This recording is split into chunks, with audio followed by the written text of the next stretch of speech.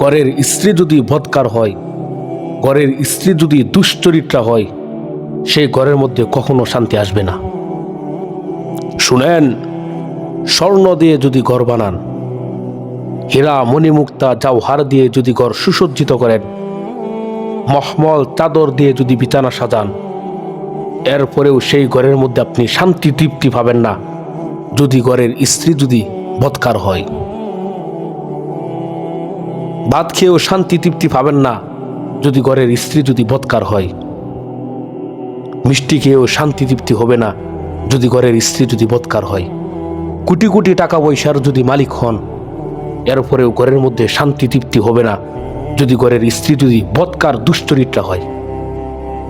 এজন্য সবসময় আল্লাহ তাআলার কাছে দোয়া করবেন, রব্বানা হাবলানা মিন আজওয়াজিনা ওয়া যুররিয়াতিনা কুররাতা আইনি ওয়াজআলনা লিল মুত্তাকিনা ইমামা।